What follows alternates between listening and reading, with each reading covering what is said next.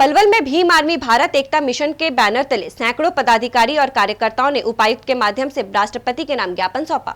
इस ज्ञापन के माध्यम से उन्होंने ठेकेदारी प्रथा बंद करने और कृषि अध्यादेश को वापस लेने की मांग की।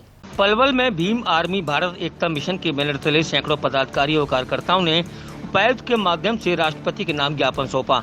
ज्ञापन के माध्यम से उन्होंने ठेकेदारी प्रथा बंद करने और कृषि संबंधी अध्यादेश को वापस लेने की मांग की। प्रदर्शन के दौरान भीम आर्मी भारत के एकता मिशन के कार्यकर्ताओं ने प्रदर्शन के दौरान सरकार के खिलाफ जमकर नारेबाजी की। उन्होंने ज्ञापन के माध्यम से मांग की कि राष्ट्र हित की भावनाओं को ध्यान में रखते हुए सरकारी संस्थाओं और विभागों में निजीकरण को तत्काल प्रभाव से रोका जाए। निजी क्षेत्रों में अनुसूचित जनजाति, अन्य पिछड़ा वर्ग और अल्पसंख्यक समुदाय को अनुपातिक प्रतिनिधित्व को सुनिश्चित किया जाए। सफाई कर्मचारियों की अस्थायी नियुक्ति को तत्काल प्रभाव से स्थायी नियुक्ति सुनिश्चित किया जाए।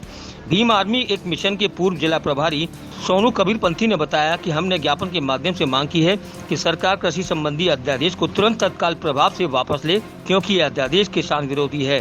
तरीके से आज ये मोदी सरकार बिल्कुल तानाशाही पे उतर आई है और जिस तरीके से सरकारी विभागों को निजीकरण करने में लगी हुई है, उससे आने वाले समय में जितनी भी सरकारी संस्थाएं हैं वो गिने चुने कुछ उद्योगपतियों के हाथों में चली जाएंगी और इस देश में जो अंग्रेजी शासन ईस्ट इंडिया कंपनी रोजगार स्थापित करने के लिए आई थी और अंग्रेजों ने इस देश को गुलाम बनाया था, उसी रणनीति से आज मोदी सरकार गिने चुने उद्योगपतियों के माध्यम से सभी सरकारी संस्थाओं को जो है प्राइवेट करके और इस देश को दोबारा उनके हाथों गुलाम बनाना चाहती है। और दूसरी हमारी मुख्य मांग थी कि जो अभी वर्तमान में किसान विरोधी 3 बिल सरकार ने पास किए हैं और किसानों की जो रीढ़ की हड्डी तोड़ दी है इन लोगों ने, और उसमें बताया गया है कि कोई भी कितना भंडारण अपने यहाँ कर सकता है।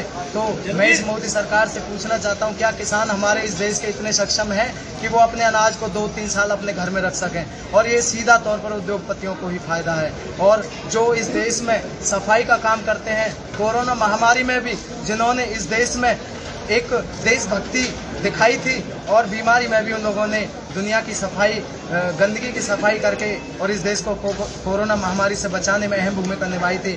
आज वो सफाई कर्मचारी 8-10 हज़ार रुपये में ठेकेदारी में लगे हुए हैं। तो हमारी यह भी मुख्य मांग है कि सभी पूरे देश में सफाई कर्मियों को स्थायी नौकरी दी जाए।